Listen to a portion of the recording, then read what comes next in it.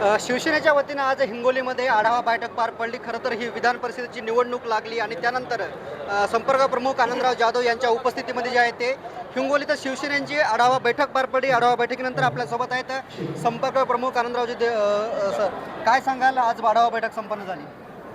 आढावा बैठक अतिशय महत्त्वाची होती, कारण BLAचं प्रशिक्षण ऑनलाईन होतं आणि आमच्या सर्व तिन्ही मतदारसंघातली या ठिकाणी BLA उपस्थित होते आणि आमदार जिल्हा प्रमुख संतोष बांगर साहेब यांच्या नेतृत्वाखाली आज ही बैठक संपन्न झाली आणि खूप मोठ्या संख्येने या ठिकाणी BLA 1, BLA 2 आणि शिवसेनेचे पदाधिकारी उपस्थित होते। ज्या आमच्या सनद साहेब असतील, मिंचेकर साहेब असतील, घोरपडे साहेब असतील यांच्या माध्यमातून ऑनलाईन बैठक झाली आणि या बैठकीत त्यांनीसुद्धा समाधान व्यक्त केलं की हिंगोली जिल्ह्यातली संतोष बांगर साहेबांच्या नेतृत्वाखालची BLAची बैठक खूप छान झाली आणि सर्वांनी शांत चित्ताने ऐकून घेतलं आणि आता इथून पुढे SIRचं काम, BLAचं काम जे काय आहे ते आमची लोक प्रामाणिकपणे या ठिकाणी करतील। खरं तर काल निवडणूक कार्यक्रम जाहीर झाला विधान परिषद संदर्भामध्ये। या ठिकाणी विकल्प बोजरे आमदार होते, त्यांचा कालावधी आहे तो उद्या संपणार आहे, त्या अनुषंगाने ही बैठक म्हणायची का? नाही, त्या बैठकीचा आणि त्याचा काही या ठिकाणी संबंध नाही। ही पक्षाची बैठक BLAच्या संदर्भात होती। खरं तर तुम्ही परभणी आणि हिंगोली जिल्ह्याची 2 ठिकाणची जबाबदारी तुमच्यावर आहे आणि परभणी आणि हिंगोलीची ही निवडणूक लागलेली आहे, एकत्र निवडणूक होत आहे।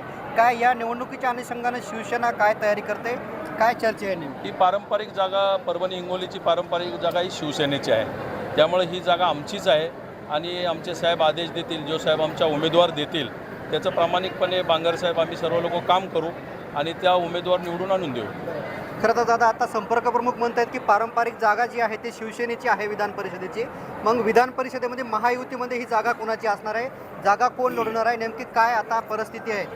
सन्माननीय पक्षनेते आदरणीय एकनाथभाई शिंदे, देवेंद्रजी फडणवीस आणि सुमित्रा वहिनी हे तिघही जण बसतील आणि या ठिकाणी हिंगोली परभणी विधान परिषदेची जी जागा आहे ती शिवसेनेची आहे, ती शिवसेनेलाच राहणार आहे।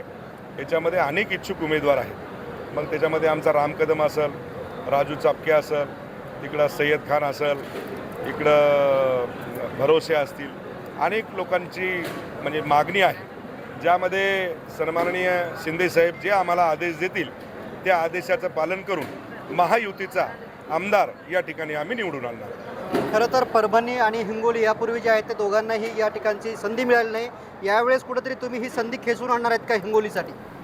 प्रयत्न करायचं काम आपलं असतं, नेत्याकडं आपली बाजू मांडणं, भक्कमपणे मांडणं, मला वाटते की त्या पद्धतीचं काम त्या ठिकाणी आम्ही करू आणि हिंगोली जिल्ह्यासाठी ही जागा आम्ही खेचून आणू।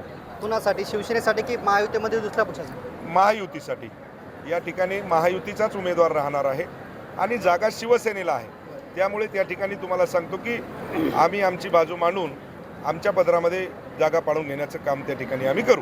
आज बैठक पार पडली, बैठकीमध्ये कळमनुरी असेल, वसमत असेल, शेनगाव असेल, विविध ठिकाणचे कार्यकर्ते पदाधिकारी जमले होते। येणाऱ्या स्थानिक स्वराज्य संस्थेच्या निवडणुकीच्या अनुषंगानं बैठक होती की या बैठकीचा आणून काही संदर्भ होता?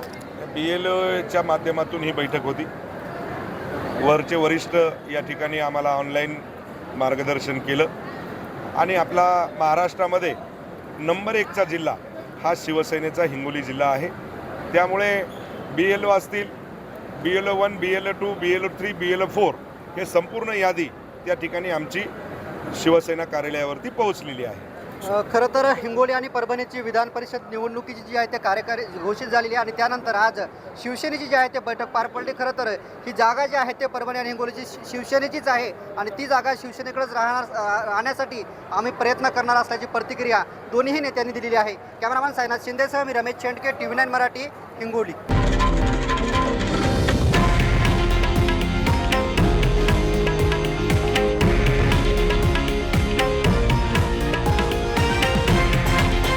हे आहे देशातील नंबर 1 न्यूज नेटवर्क आणि आपण पाहत आहात TV9 मराठी, एकमेव।